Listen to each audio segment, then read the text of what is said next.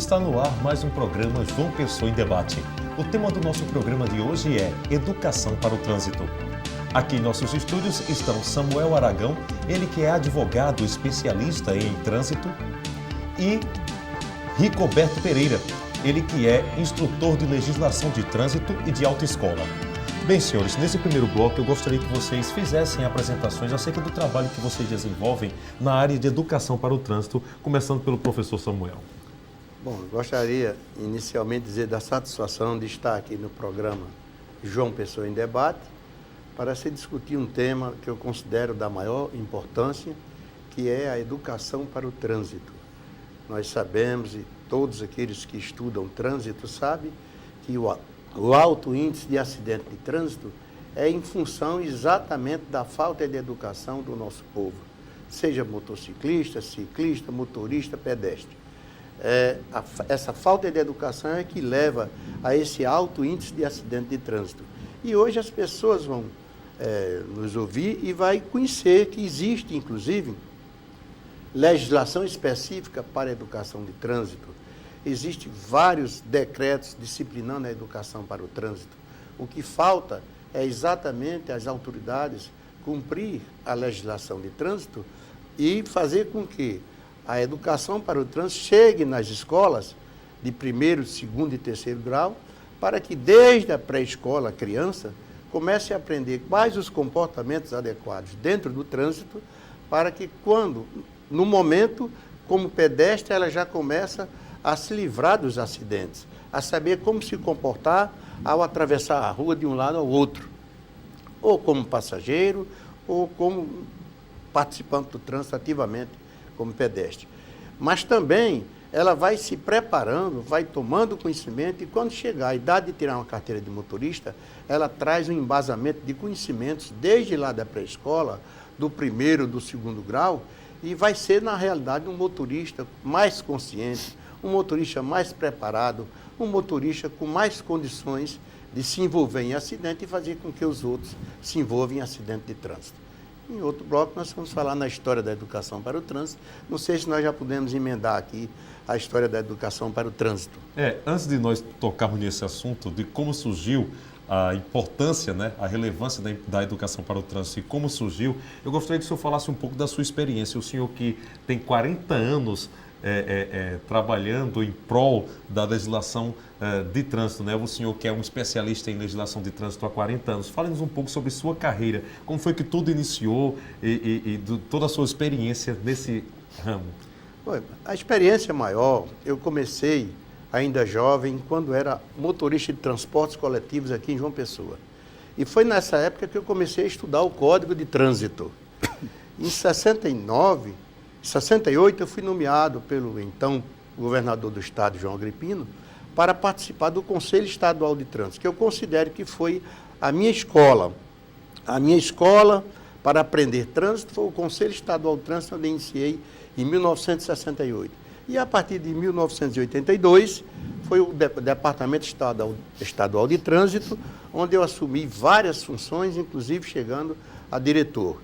E no DETRAN, eu considero que o DETRAN e o Conselho Estadual de Trânsito foram a minha escola e a minha universidade, apesar de ter tido necessidade de fazer vários cursos no Brasil, inclusive estudar na França, fazendo direito comparado francês brasileiro de trânsito.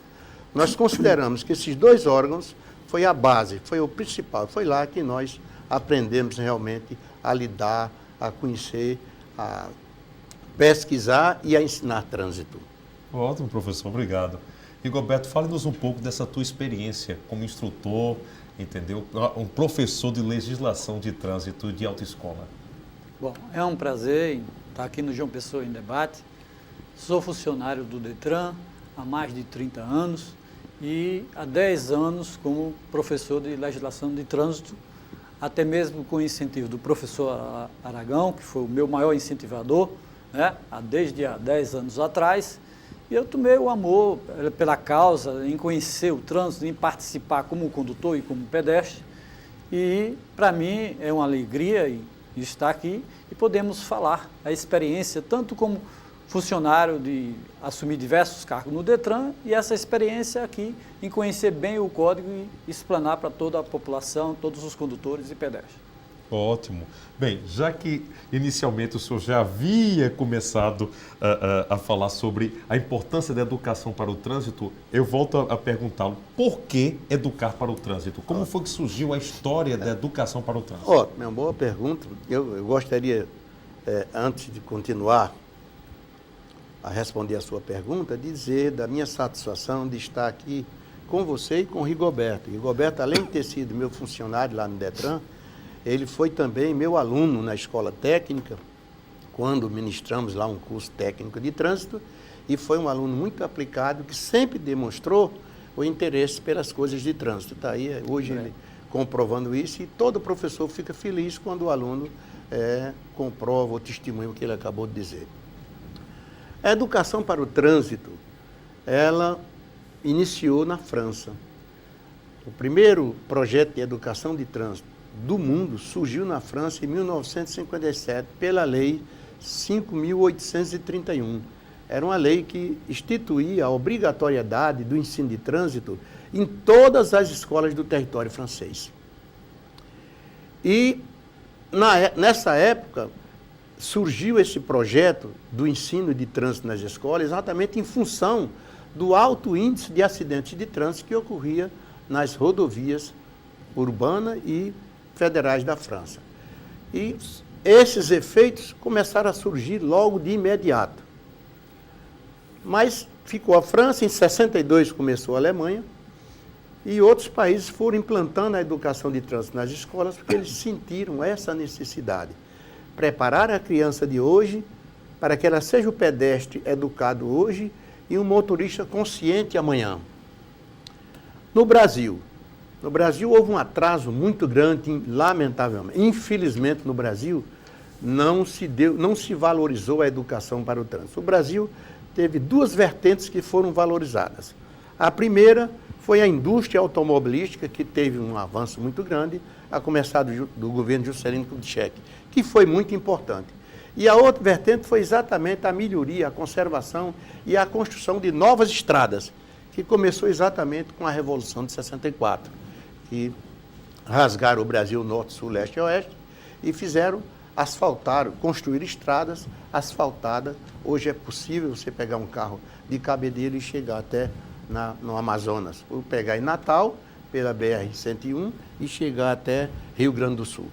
O Brasil hoje é coberto de estradas, e também a indústria automobilística despejando automóveis todos os dias no mercado. O que é que faltou? Faltou que o Brasil, na proporção que fosse construindo automóveis, construindo estradas, fosse preparando o homem pedestre, o homem ciclista, o homem motociclista, o homem motorista. Esse homem não foi preparado. E o resultado? Com a evolução das estradas, a evolução dos automóveis, começaram a aumentar os índices de acidentes de trânsito, exatamente por falta da educação das pessoas. Mas nós vamos aqui citar alguma legislação para que as pessoas saibam. A primeira legislação de trânsito do Brasil foi a Lei Federal 5.108, de 23 de setembro de 1966. Está exatamente com 40 anos. Há 40 anos atrás surgiu o Código Nacional de Trânsito, que no seu artigo 125, eu gostaria que todos prestassem bem atenção, no artigo 125 diz, dessa Lei Federal 5.108, o Ministério da Educação e Cultura promoverá o ensino de educação para o trânsito em todas as escolas de primeiro e segundo grau do território nacional. Então veja que em 1966, há 40 anos atrás, a legislação, os legisladores já se preocuparam em inserir dentro do Código Nacional de Trânsito um capítulo que disciplinasse o ensino de trânsito em todas as escolas. E isso, lamentavelmente, nunca foi feito no Brasil. Eu fui presidente da Associação Brasileira de Educadores de Trânsito, em 91 a 94, e discuti muito isso, inclusive dentro do Ministério da Educação, com o ministro Ringel, da necessidade de implantar a educação de trânsito nas escolas do país. Infelizmente, isso não foi feito. Veio o Código de Trânsito, a Lei 9.503, de 23 de setembro de 1997, que é exatamente o CTB, e está lá, dentro dessa legislação, o artigo 74, que veio mais rigoroso. Ele diz o seguinte, veja mesmo, a educação para o trânsito é um direito de todos e um dever daqueles que fazem o Sistema Nacional de Trânsito. Ou seja, a educação de trânsito é o meu direito, é o direito da criança, é o direito do adolescente, do adulto, do universitário, de quem quer que seja. É o direito de todo brasileiro aprender a educação para o trânsito. E um dever das autoridades é ensinar essa educação para o trânsito. E você vai lá para o artigo 76, aí encontra mais. A educação para o trânsito será obrigatória, veja, desde a pré-escola ao primeiro, segundo e terceiro graus. Ou seja, desde a pré-escola até a universidade. Obrigatoriamente tem que ter, tem que existir, tem que fazer parte das grades curriculares a educação para o trânsito. Nós sabemos que essa educação para o trânsito, ela não pode vir no Brasil como disciplina, que aí precisaria professores especializados para cada escola. Mas essa educação para o trânsito pode, deve e já está se devendo há muitos anos, desde 66, que ela entre na escola como uma disciplina, uma matéria transversal, onde qualquer professor treinado, ele possa ensinar a educação para o trânsito. Ótimo, professor. Aragão, complementando aqui, eu até vejo o outro lado do código, porque a educação é uma necessidade para todos, que fazem parte do trânsito, mas analisando o Código de Trânsito Brasileiro, ele jogou no mercado, né? Um novo código, um livro, com 30% do código não funciona. Primeiro, essa parte da estrutura de educar. Segundo, vem o outro lado também de educar os ciclistas, que também está no código, né? Orientá-los corretamente, como devem circular pela via pública. Tem que ter o retrovisor, o ciclista, tem que ter na parte dos pedais o adesivo refletivo, né, para que seja visível à noite pelos outros veículos. Também consta no código como obrigatório as carroças de burros têm que ser identificadas pelo órgão do município e por isso que eu falo, foi colocado num país de terceiro mundo, mas 30% do código não funciona porque não temos estrutura, né? Não temos estrutura em relação a isso. Eu diria até mais, eu diria, Rigoberto, você foi muito bondoso quando disse que 30% do Código de Trânsito Brasileiro não está sendo cumprido. Eu diria a você que muito mais do que isso. Se você pegar o Código de Trânsito Brasileiro e fizer uma análise junto com qualquer pessoa do setor jurídico, você vai ver que quase 50% do atual Código de Trânsito Brasileiro não está sendo cumprido. Que esse foi um código muito avançado. Eu, inclusive, tive a felicidade de participar, é bom que seja dito aqui, eu participei, inclusive, da elaboração desse código, quando fui convidado, em agosto de 1993, para fazer uma palestra na Câmara Federal para os senhores deputados federais, encarregados da elaboração do Código de Trânsito Brasileiro. E lá, nós sugerimos quase que o total que está no Código hoje, desde o artigo 74 ao artigo 79, foi sugestão nossa para que fosse inserido dentro do Código de Trânsito Brasileiro. Infelizmente, se eu começar, eu citei aqui o artigo 74, mas se eu falasse aqui, no parágrafo 1º desse mesmo artigo, vocês iam ver que nada está sendo cumprido no Brasil, a não ser em alguns DETRANs do Brasil. A legislação, ela diz, e é muito rigorosa, ela diz o seguinte, dentro do artigo 74, parágrafo 1º, diz, é obrigatório a criação de coordenação de educação de trânsito em todos, veja vocês, em todos os órgãos de trânsito do país. Está dentro da legislação, o código está aí com você, é só olhar o artigo 74, parágrafo 1º. É obrigatório a coordenação de educação de trânsito dentro dos órgãos de trânsito. E dentro do país, eu conheço todos os DETRANs do Brasil, eu conheço Brasília, conheço Mato Grosso do Sul, Porto Alegre e São Paulo, que tem coordenação de educação de trânsito. Nenhum DETRAN levou a sério, nem criou as coordenações de educação para o trânsito. Está na legislação, está na lei federal. Então, Se eu for discutindo aqui a legislação do trânsito, vocês vão ver que dezenas de artigos, até centenas de artigos do Código de Trânsito Brasileiro não estão sendo levados em conta. Porque no Brasil, a educação para o trânsito ficou de lado. Há uma grande preocupação dos órgãos de trânsito. Lamentavelmente, eu tenho que dizer isso aqui. A grande preocupação dos órgãos de trânsito, seja a nível federal, a nível estadual ou a nível municipal, é exatamente a punibilidade. É multar o motorista. Quando a filosofia de quem estuda trânsito não é essa. Primeiro é educar, para depois punir. Nós punimos o motorista.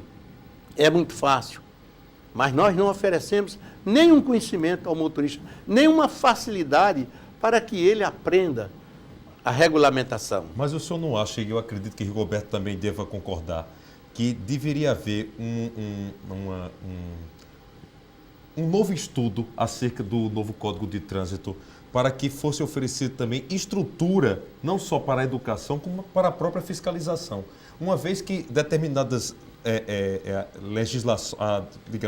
determinados pontos, artigos da legislação como um todo, eles são muito, eles não podem ser postos em prática em virtude da falta de estrutura, como por exemplo, Rigoberto havia falado, antes de nós iniciarmos o programa, da impossibilidade de fiscalizar o pedestre que comete uma infração.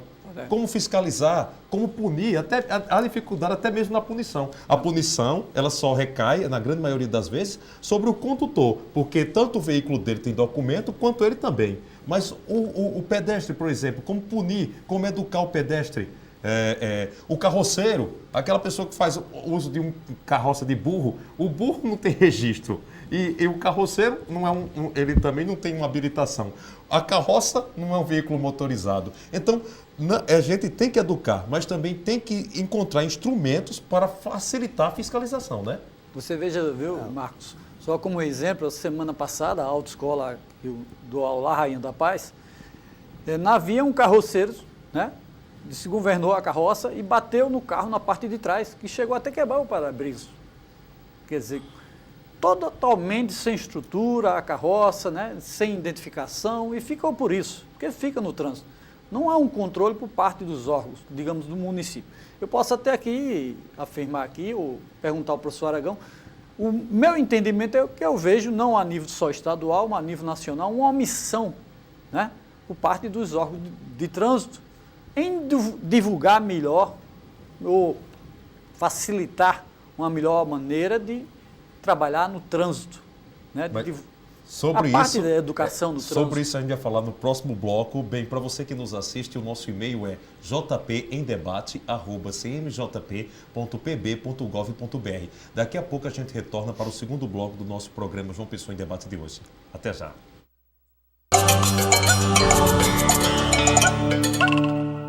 Cidadania pela internet. No site da Câmara Municipal você encontra mais de 12 mil leis, projetos e requerimentos online. É a tecnologia a serviço do cidadão. Acesse. Esse serviço coloca a Câmara entre as mais modernas do Brasil. Câmara Municipal de João Pessoa.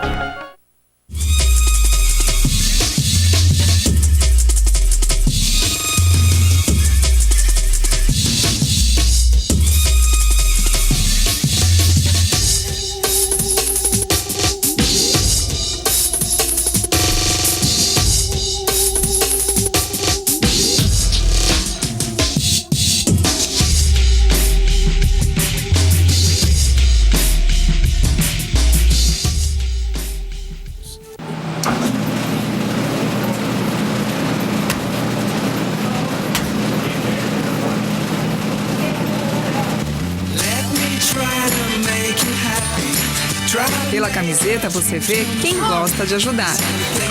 Ei, moço, você esqueceu. Obrigado.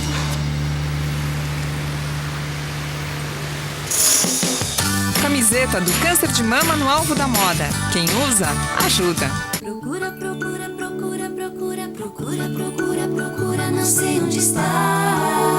A Associação Viva e Deixe Viver prepara voluntários para contar histórias que trazem encanto, alegria e esperança para quem ouve e para quem conta. Não sei onde está. Maria Helena Gouveia reuniu parte dessa emoção no livro Viva e Deixe Viver, Histórias de quem conta histórias. Associação Viva e Deixe Viver.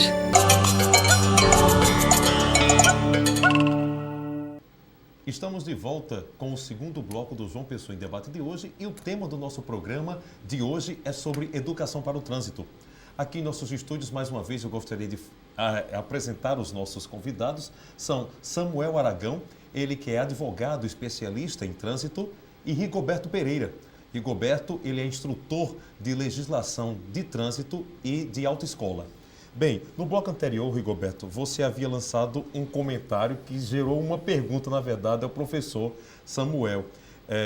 Que nós sabemos que hoje, apesar de existir um código que, no papel, ele é um código de primeiro mundo, há uma série de falhas, né, em virtude da forma como ele deve ser aplicado, uma vez que o professor Samuel havia dito no bloco anterior que o que é necessário mesmo é educação.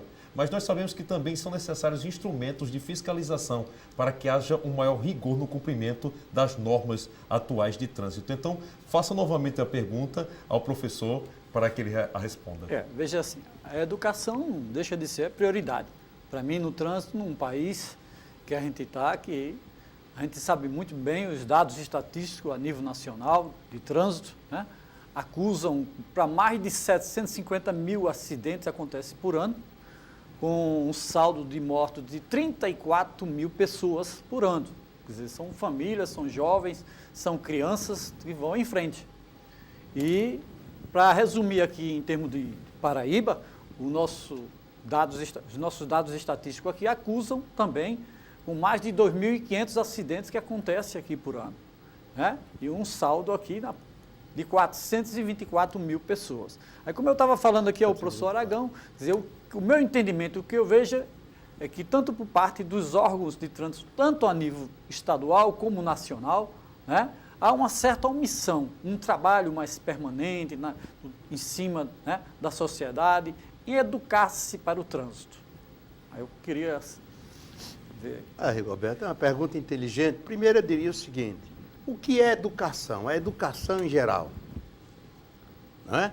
A educação é um preparo, é daquelas pessoas que têm conhecimento, experiência, embasamento, entendeu? É uma transmissão de conhecimentos para os adolescentes, para os jovens ou até para os adultos, para que eles tenham um comportamento adequado dentro da sociedade. Esse é um dos conceitos de educação. E a educação para o trânsito, o que é? A educação para o trânsito é bem parecido, só que tem muito mais valor. A educação para o trânsito é exatamente um preparo também, mas um preparo preventivo de ensinamento às pessoas para que elas tenham comportamentos adequados dentro do trânsito e possam elas mesmas preservar a sua vida dentro do trânsito. Entendeu? Porque quem aprendeu trânsito, quem está aprendendo trânsito, quem está se preparando, ele não atravessa a via de um lado para outro correndo, nem fazendo zigue-zague. Ele aprendeu quais os comportamentos de atravessar uma via. A mesma coisa é o condutor. O condutor educado, ele não toma determinadas ações, posições dentro do trânsito. Por quê? Porque ele se educou para isso. Então, a educação é a base de tudo, em qualquer área, em qualquer setor. Tanto assim que eu, que tive a felicidade de conhecer 12 países exatamente, estudando, vendo a educação dos pedestres, dos ciclistas, dos motociclistas e dos motoristas, e a gente vê a diferença. Qual a diferença da França, da Alemanha, da Inglaterra, da Holanda, da Itália para o Brasil? Porque o Brasil também tem boas estradas, o Brasil tem veículos espetaculares, né? Veículos avançadíssimos. A diferença é que lá tem tudo isso, mas tem um homem educado no volante do veículo. Tem um ciclista educado, tem um motociclista mais educado e tem um pedestre que aprendeu na própria escola quais os comportamentos que ele deve ter na via. Então, essa é a grande diferença. No Brasil, eu volto àquilo que eu disse a vocês, cuidaram das estradas, cuidaram dos automóveis e esqueceram as pessoas que iam conduzir esses veículos ou as pessoas que iam se movimentar na frente desses veículos, que são os ciclistas e os pedestres. Daí, essa é a grande diferença. Quanto à questão de estrutura, Olha, eu conheço bem porque, eu disse aqui, fui presidente da Associação Brasileira de Educadores de Trânsito e estava sempre em Brasília discutindo os problemas de trânsito nacional. Não era só os problemas da Paraíba, era do Brasil inteiro. E discutindo, inclusive, dentro do Denatran, dentro do Conselho Nacional de Trânsito e dentro do Ministério da Educação, ou Ministério da Justiça. Eu gostaria de dizer a vocês que o Ministério da Educação, já por essa lei federal de 1966, ele já tinha a obrigação de, junto com o Denatran, implantar a educação para o trânsito. Houve, na verdade, Rigoberto, uma grande omissão, que foi uma omissão exatamente das autoridades maiores do país em, primeiro, respeitar a legislação, fazer com que ela fosse cumprida. E, segundo, em movimentar toda a estrutura nacional, porque não é só o Ministério da Educação, não é só o Denatran, não é só o Conselho Nacional de Trânsito, não é só o Conselho Estadual de Trânsito, ou o DETRAN, ou os órgãos de trânsito do município, que pode abraçar para que se melhore o trânsito desse país. Não, é preciso que haja uma agregação de todos os órgãos. Daí o atual Código de Trânsito envolver Ministério da Educação, Ministério dos Transportes e Ministério da Justiça, para que esses três ministérios, agora o Ministério das Cidades, que está também envolvido dentro da educação, para que esses ministérios, juntos, eles possam dar as mãos e fazer um processo educativo de trânsito que venha se diminuir essa triste, ou esses tristes índices de acidente de trânsito desse país. O Brasil é primeiro lugar do mundo em acidente de trânsito. O Brasil é o único país do mundo onde o trânsito se transformou numa verdadeira guerra. Há uma coisa que eu gostaria de dizer, já disse por diversas vezes, inclusive quando estou dando aula, veja vocês, o Brasil é o único país do mundo, gente, que o asfalto é sinônimo de morte. Meu Deus! A média hoje é de a cada 20 minutos morre uma pessoa em acidente. Exatamente. O que é asfalto? Quando se asfalta uma via, é para se oferecer conforto às pessoas e menos danificação para os veículos, ou seja, mais conservação nos veículos. Então o asfalto é para isso, mas no Brasil não. Se a via de calçamento, ela mata uma pessoa por mês ou por ano.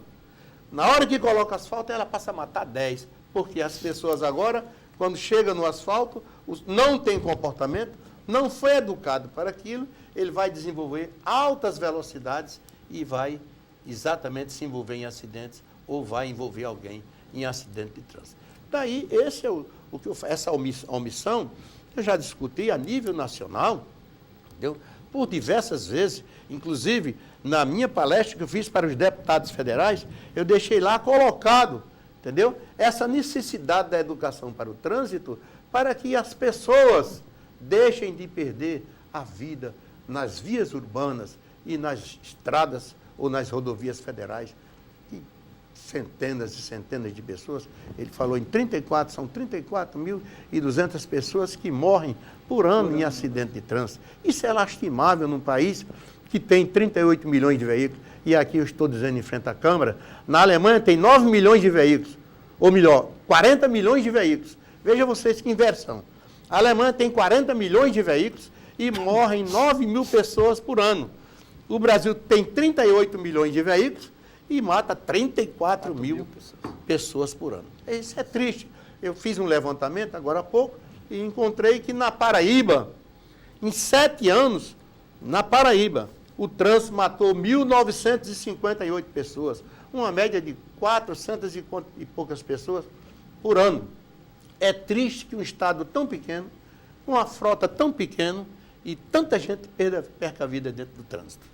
Rigoberto, você acha que as campanhas dos órgãos públicos e também dos governos para educar, elas têm tido eficácia no sentido de fazer com que tanto condutores quanto pedestres, eles passem a cumprir as normas gerais de circulação? Veja só, quando falamos das normas gerais de circulação, que começa a partir do artigo 26 do Código, são todos os procedimentos corretos como devemos circular na via pública. Você como pedestre, você como condutor, você como, no geral, usuário da via. Né? Todos os procedimentos corretos constam nas normas gerais de circulação e conduta. Agora, o que acontece é que, pelo meu entendimento, é que os órgãos de trânsito têm que fazer um trabalho permanente. Não é um trabalho assim só em datas comemorativas, como o Dia do Motorista, Dia Nacional, né, no trânsito. Não. É um trabalho permanente nas autoescolas, nos trabalhos, em todas as repartições, nas ruas, nos colégios, para que a gente tenha. Isso vai ser um trabalho que não vai ser assim, digamos, dentro de um ano a gente vai ter um resultado. A eficácia disso aí vai demorar no mínimo uns 2 anos. Você veja que dentro do processo de habilitação, um caso para mim eu acho absurdo, 8 anos depois, deveria ser imediato, é que veio colocar em prática agora. Aquele que vai renovar a habilitação, frequentar o curso de direção defensiva e primeiros socorros. É que está sendo obrigatório agora. Quem, né, desde 98 para cá, todos que estão habilitando, frequenta o Centro de Formação de Condutores. Mas anteriormente não existia essa autorização. E agora o que a gente vê é que a obrigatoriedade está no código, mas passou 8 anos guardada, né, para ser cumprida. Deveria ser de imediato. Significa dizer que vamos ter um trânsito daqui a uns 3 ou 4 anos, talvez um trânsito melhor. Eu digo assim, melhor entre aspas, porque hoje atualmente eu trabalho como auditor no Detran e todos os dias passam vários processos de veículo por mim. E o que eu vejo que, por dia, a média nossa é de 80 veículos novos por dia. Se você fizer uma análise aí, em 5 anos, quantos 1000 veículos vamos ter novos no trânsito? E onde vão estacionar esses veículos? Como será esse trânsito se não pensamos assim, em cima do código? Em providenciar, em preparar, né, as vias e também conscientizar toda a população que o que vem pela frente aí é uma coisa séria, que é a obrigatoriedade de cada um conhecer bem o Código de Trânsito Brasileiro. Já que você falou, é interessante falar aqui o Código Nacional de Trânsito, o novo código, ele foi criado em 97, implantado, instituído em 98, mas que poucas foram as mudanças que aconteceram na prática, né? Apesar de no papel ter sido muito bonito, está tudo muito bonito. Aquelas pessoas, inclusive, como você falou, que hoje elas querem renovar a carteira e só a partir desse ano, né, 8 anos depois, é que há a necessidade de fazer esse curso. Quanto tempo elas levam? Tanto a pessoa que vai tirar a primeira carteira, é interessante até para poder tirar as dúvidas de alguns dos nossos telespectadores, que até hoje só renovaram a carteira, porque até o início desse ano só precisava, para a renovação, fazer um exame de vista. E são pessoas que têm carteira de habilitação anteriores. A primeira carteira de habilitação foi retirada antes de 1998, quando foi instituído o novo código, pois só a partir de 98 é que os novos condutores é que passaram a fazer esse curso. Quais são, então, hoje os procedimentos que a pessoa que quer renovar sua carteira, mas ainda não passou pelas novas regras, ela tem que passar e quanto tempo leva? Bem, hoje o código determina que na renovação, né, da CNH, todos frequentem. É opcional. Você vai frequentar o curso que é feito pelos Centros de Formação de Condutores, são aulas de direção defensivas e primeiros socorros. Ou você vai escolher fazer uma prova no Detran, com 30 questões em cima dessas disciplinas. Quer dizer, é opcional. Obrigatório, primeiro vem o exame de vista. Você tem que fazer o exame de vista. E o exame de vista, sabemos bem que a validade ela é renovável a cada 5 anos, até você completar 65 anos de idade. A partir de 65, né, é reduzida essa validade do exame para de 3 em 3 anos.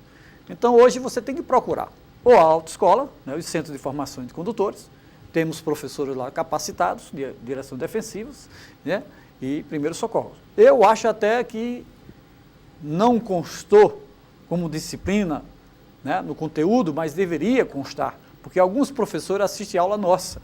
É um prazer nosso e até mesmo eu digo, não, pode ficar, amanhã temos aula de legislação de trânsito, que é a minha disciplina, né? E o que eu vejo é que eles dizem, deveria ter legislação de trânsito como disciplina obrigatória, e não só direção defensiva e primeiro socorro. Porque eu vejo a necessidade do conhecimento por parte deles, em conhecer bem o Código de Trânsito. Qual é a carga horária desses cursos? São 10 horas direção defensiva, né, e 5 primeiros socorros. Total e acontece de 15. de segunda a sexta? Qual é o período que acontece? De segunda a sexta-feira, as autoescolas. Os centros de formação de condutores estão autorizados a essa disciplina. Eu gostaria de complementar aqui as explicações do meu amigo Rigoberto e dizer o seguinte: vejam vocês a comprovação.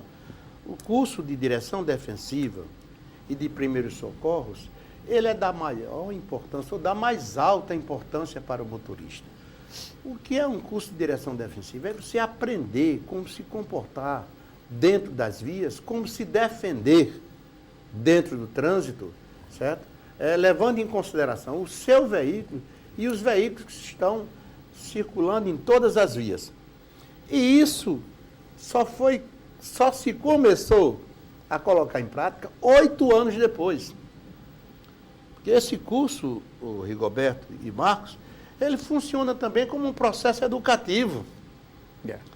Ele está educando o motorista, como também o curso de primeiros socorros. Ele está educando o motorista para, se numa estrada ele se envolver com a sua família, num acidente de trânsito, ele possa levar em consideração os seus conhecimentos e prestar socorro à sua família ou à família de alguém que envolveu-se num acidente de trânsito. Claro que ele vai ter apenas noções básicas, mas são noções básicas que, de qualquer forma, vai ajudar, vai fazer com que ele possa, dentro daquela pouco conhecimento, prestar algum socorro às pessoas que se envolveram no acidente de trânsito.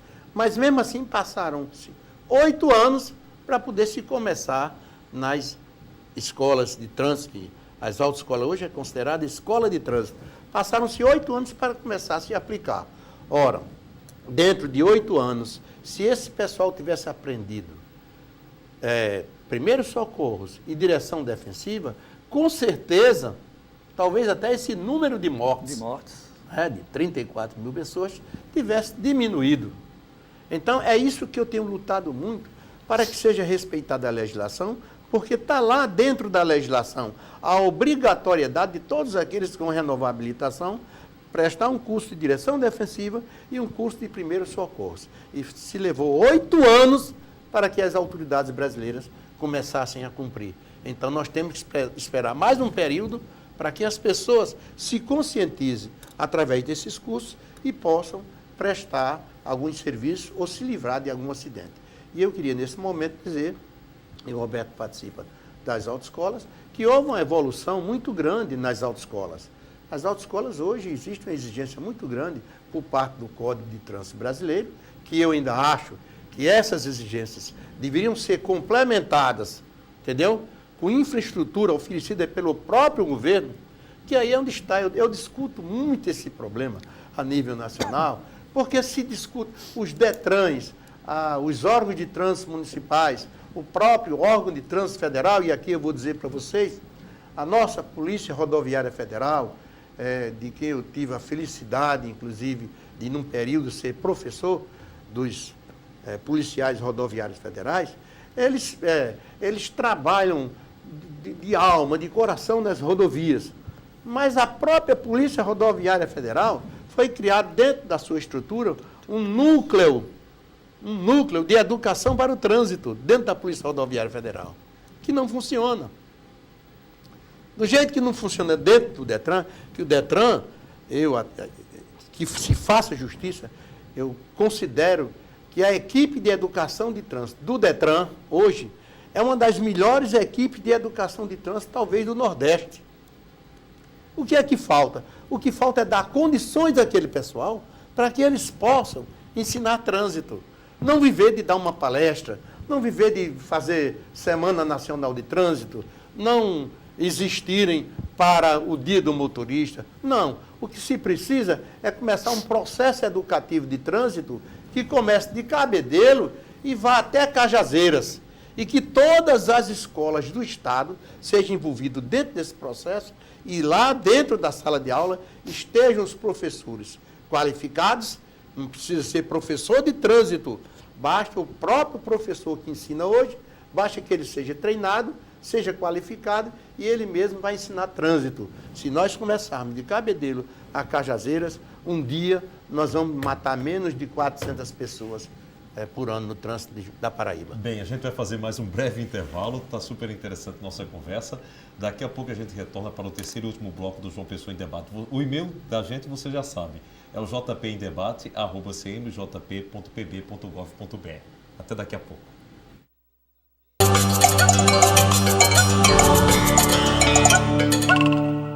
Cidadania pela internet. No site da Câmara Municipal você encontra mais de 12 mil leis, projetos e requerimentos online. É a tecnologia a serviço do cidadão. Acesse! Esse serviço coloca a Câmara entre as mais modernas do Brasil. Câmara Municipal de João Pessoa.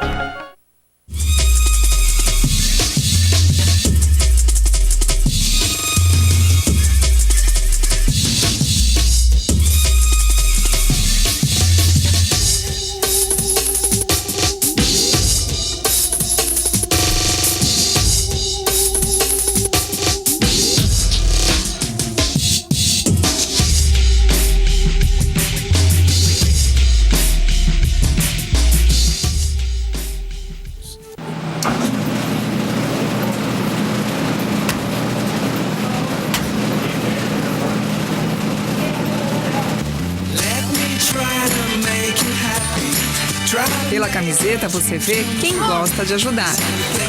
E moço, você esqueceu. Obrigado.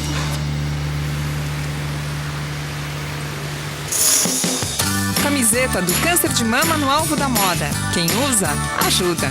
Procura, procura, procura, procura, procura, procura, procura, não sei onde está.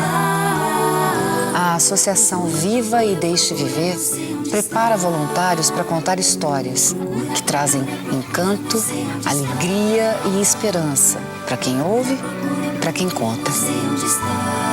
Maria Helena Gouveia reuniu parte dessa emoção no livro Viva e Deixe Viver, Histórias de quem conta histórias. Associação Viva e Deixe Viver.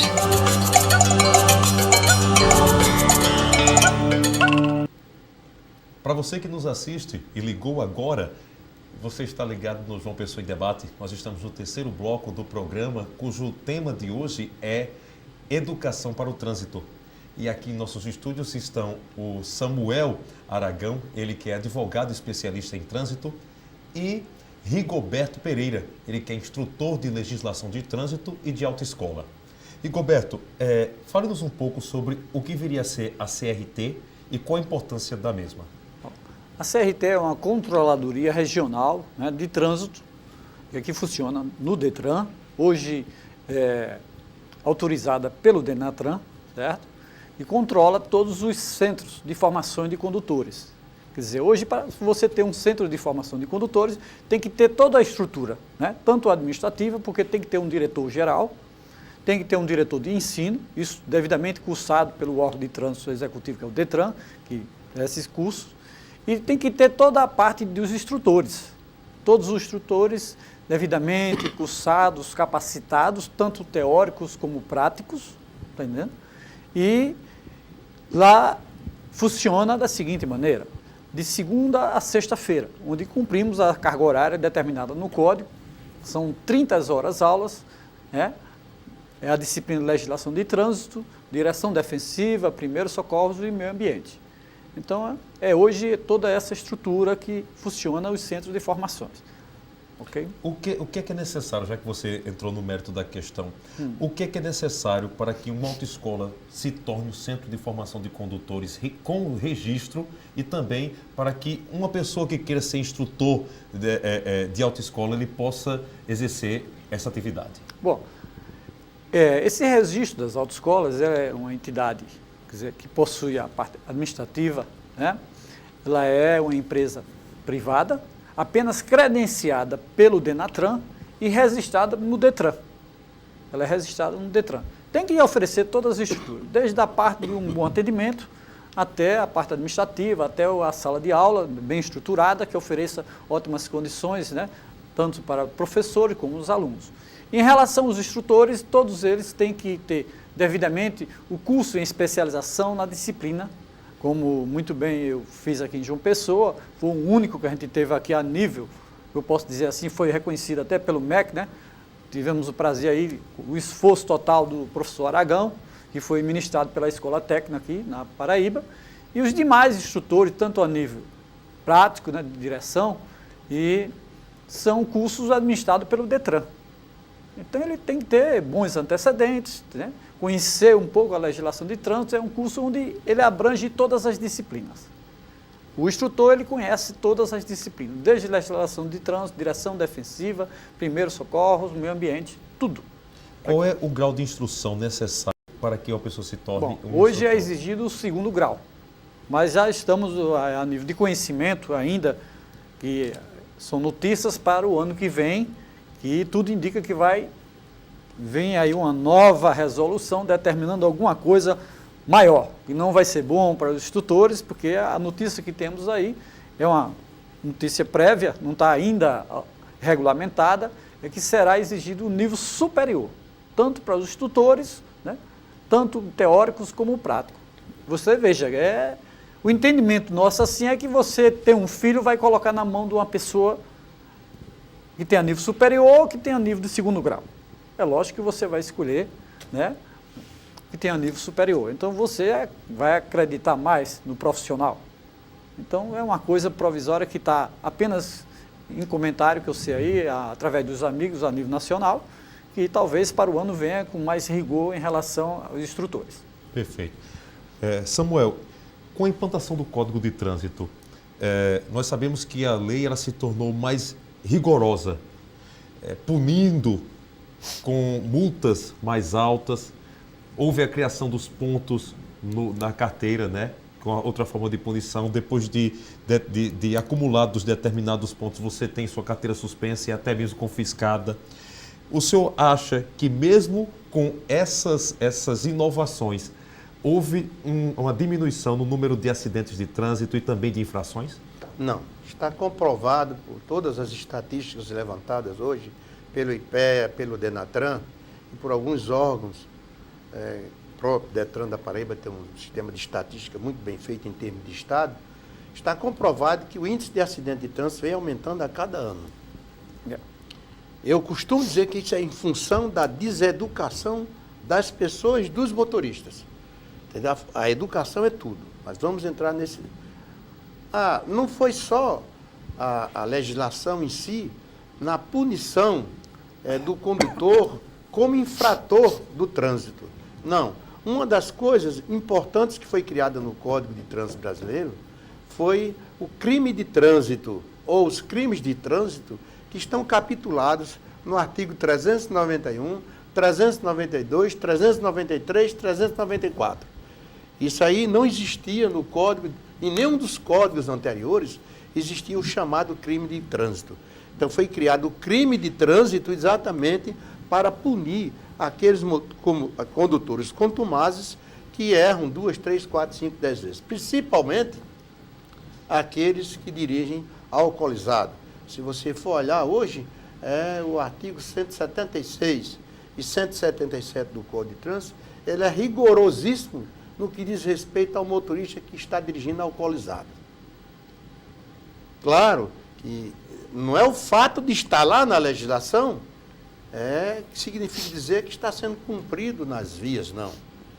Falta ainda esse cumprimento. Algumas autoridades estão se aproximando do cumprimento. Mas o que há mesmo, e eu acho aqui se faz necessário dizer, a punição é necessária. A legislação de trânsito hoje, com seus 243 artigos no Código de Trânsito Brasileiro e mais de 200 resoluções, que é outra coisa que eu tenho condenado nesse país, e eu gostaria de dizer aqui para todos ouvirem, o Brasil é o país que mais tem leis no mundo. Então, eles acompanharam também a mesma coisa na legislação de trânsito.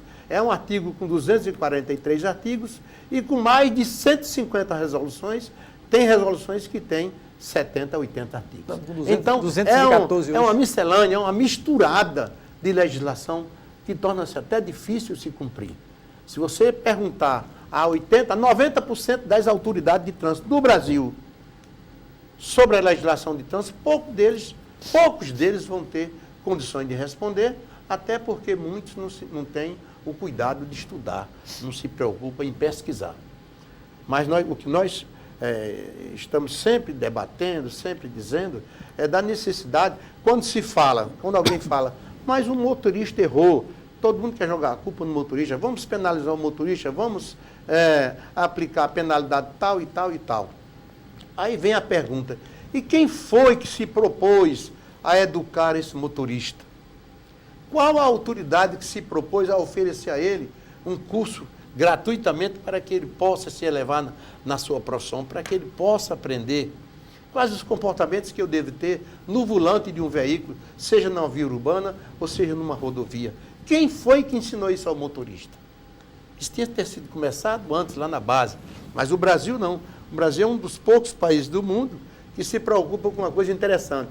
Se pega a criança, se leva para a escola e lá coloca na cabecinha dela o que é religião, o que é geografia, o que é história. Ela vai crescendo, aí vai ensinar matemática, física, química, biologia e ela morre na porta da escola porque ninguém ensinou quais os comportamentos dentro do trânsito que ela deve ter na hora de sair da escola. Roberto, você tem alguma coisa a acrescentar? Você veja, Marco, que a gente faz uma análise em tudo, sempre cai na educação para o trânsito. Com né? certeza. Sempre cai na educação para o trânsito. Tem um artigo no Código, quer dizer, um parágrafo 2º do artigo 29, que é interessante, que muita gente não conhece no Código. Ele diz o seguinte, que os veículos de maior porte serão sempre responsáveis pela segurança dos menores. Os motorizados pelos não motorizados, isso em ordem decrescente. Né? Quer dizer, os caminhões, os ônibus têm que respeitar os veículos menores. Os veículos menores, em ordem decrescente, respeitar até o pedestre. Isso a gente não vê.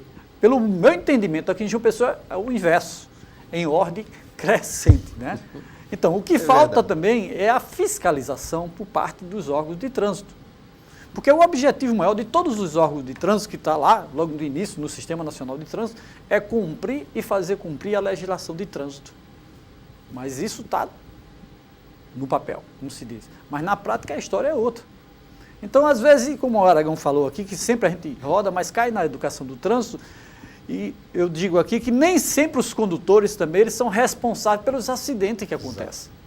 Às vezes é uma criança que não é educada, como sair de sua residência, né? Atravessar uma via pública. Às vezes abre o portão e corre, aí vem um condutor, apesar que no artigo 28 do Código diz que o condutor tem que ter a segurança total, indispensável a segurança no trânsito. Ele é o responsável, né, pelo veículo.